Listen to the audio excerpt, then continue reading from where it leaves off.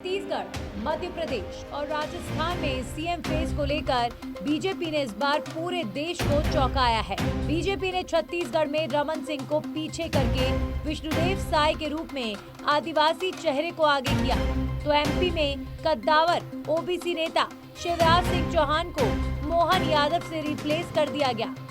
ऐसे में ये कयास लगाए जा रहे थे कि भगवा पार्टी राजस्थान में किसी अगड़ी जाति के नेता के साथ जा सकती है, और हुआ भी कुछ ऐसा ही। पार्टी ने ब्राह्मण चेहरा भजनलाल शर्मा को सीएम की कुर्सी थमा दी। साथ ही दिया कुमारी और दलित नेता प्रेमचंद बैरवा को डेप्यूटी पद देकर ये भी सुनिश्चित कर दिया कि हर तबके को संदेश जाए कि पार्टी में उनकी पैठ है।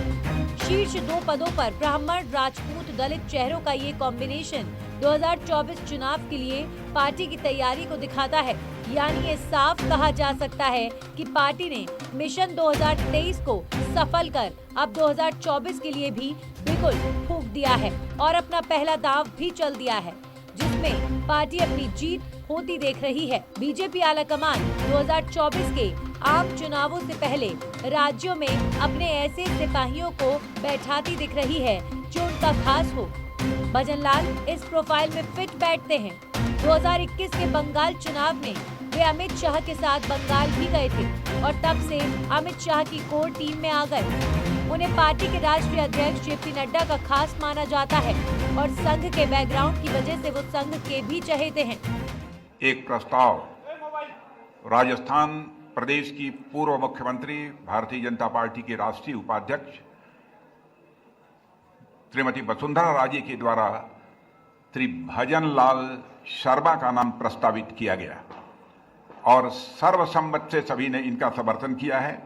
और विशेष रूप से इनके नाम का समर्थन प्रारंभ में जिन लोगों ने किया, श्री किरोड़ीलाल जी मीणा, श्री वासुदेव जी देवनानी, श्री मदन दिलावर, श्री जवाहर वेडम जी और श्री जाबर सिंह जी, इन सब सारे लोगों ने और इसके अतिरिक्त पूरे सदन ने श्री भजनलाल जी शर्मा के नाम का समर्थन हुआ। इसलिए मैंने घोषणा की कि श्री भजनलाल जी शर्मा राजस्थान भारतीय जनता पार्टी विधायक दल के सर्वसम्मत नेता निर्वाचित हुए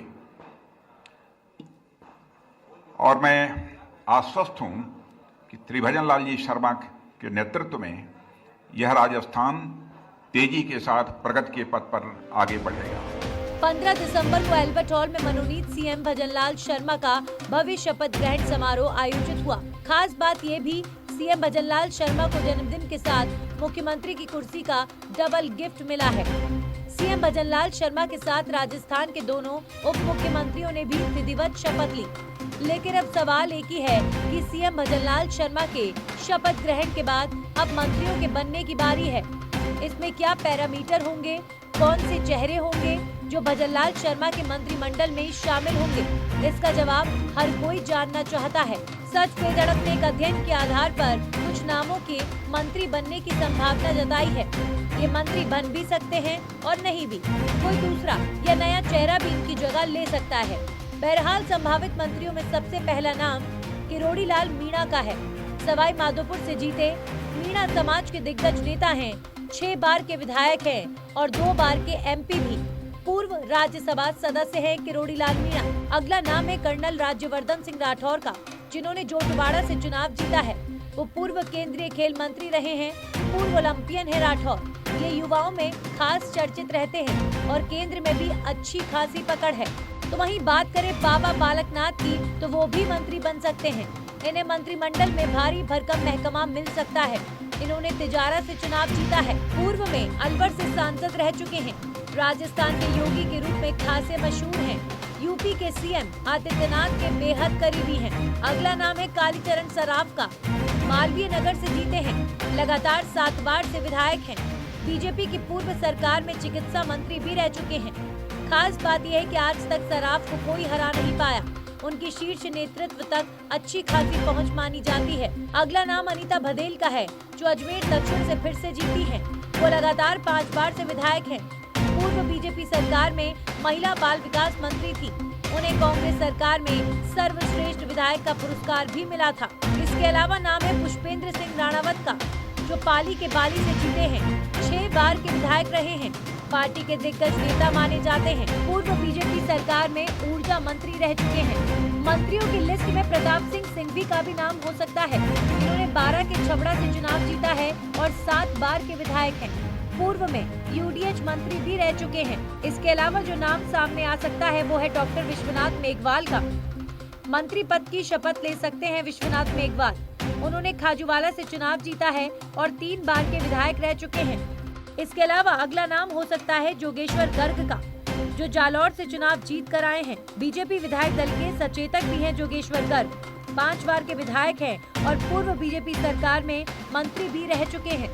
इसके अलावा अगला नाम है सिद्धि कुमारी का। दिग्गज नेता सिद्धि कुमारी भी कैबिनेट की लिस्ट में शामिल हो सकती हैं। उन्होंने बीकानेर से चुनाव जीता है और 4 बार की विधायक रह चुकी हैं। सिद्धि राज परिवार का एक बड़ा महिला चेहरा है। इसके अलावा अगला नाम है मदन दिलावर का। इन्होंने रामगंज मंडी से फिर से चुनाव जीता है। पार्टी के फायर ब्रांड नेता माने जाते हैं मदन दिलावर। संघ के नेता हैं और 6 बार के विधायक भी। अगला नाम है श्रीचंद कृपलानी का। निम्बाहेड़ा से उन्होंने चुनाव जीता है। 4 बार के विधायक हैं, 2 बार के एमपी और पूर्व बीजेपी सरकार में यूडीएच मंत्री भी रह चुके हैं। इसके अलावा अगला नाम है अजय सिंह किलक का। उन्होंने डेगाना से जीत का परचम फहराया है। 3 बार के विधायक हैं और पूर्व बीजेपी सरकार में संसदीय सचिव और मंत्री रह चुके हैं। इसके अलावा जो नाम कैबिनेट में शामिल हो सकता है वो है दीप्ति महेश्वरी का। दीप्ति महेश्वरी भी मंत्री बन सकती हैं। लगातार 2 बार चुनाव जीतने का इनाम पार्टी उन्हें दे सकती है। दीप्ति दिग्गज नेता किरण महेश्वरी की बेटी है। अगला नाम कैबिनेट में जो शामिल हो सकता है ओटाराम देवासी का है, जिन्होंने सिरोही से चुनाव जीता है। वो एक बड़ा संत चेहरा है, 3 बार के विधायक हैं और पूर्व बीजेपी सरकार में मंत्री रह चुके हैं। अगला नाम ताराचंद जैन का है, जिन्होंने उदयपुर से चुनाव जीता है। वो जैन समाज से आते हैं और इस समाज को साधने के लिए बीजेपी उन्हें मंत्री बना सकती है। वहीं एक और नाम जो कैबिनेट में शामिल हो सकता है वो है संदीप शर्मा का। संदीप शर्मा को भी मंत्री बनाया जा सकता है। उन्होंने कोटा दक्षिण से चुनाव जीता है। 3 बार के विधायक हैं और ब्राह्मण चेहरा हैं। वहीं इन दिनों सबसे ज्यादा चर्चा में रहे महंत बाल मुकुंदाचार्य को भी मंत्री बनाए जाने की संभावना दिख रही है। बड़ा संत चेहरा है। उन्होंने पहली बार चुनाव लड़ा है और जीते हैं। बीजेपी के फायर ब्रांड नेता हैं बाल मुकुंदाचार्य। वहीं अगला नाम चंद्रभान सिंह आज्ञा का भी सामने आ सकता है, जिन्होंने चित्तौड़गढ़ से चुनाव लड़ा था और जीते थे। खास बात ये थी कि उन्होंने बीजेपी से बगावत कर निर्दलीय ताल ठोकी थी। अगला नाम है पोखरण सीट से जीते महंत प्रतापपुरी का, जो एक बड़ा संत चेहरा है। मुस्लिम बहुल्य क्षेत्र में उन्होंने चुनाव जीता है। कैबिनेट मंत्री साले मोहम्मद को उन्होंने हराया था। ये वो नाम है जिन्हें सच बेधड़क ने अपने अध्ययन के अनुसार संभावित मंत्रियों की लिस्ट में डाला है। अब देखना ये है कि इनमें से कितने लोगों की किस्मत चमकती है, किन्हें मंत्री पद मिलता है और राजस्थान के विकास का नया रोड मैप बनाकर राज्य को नंबर 1 बनाता है। ब्यूरो रिपोर्ट, सच बेधड़क।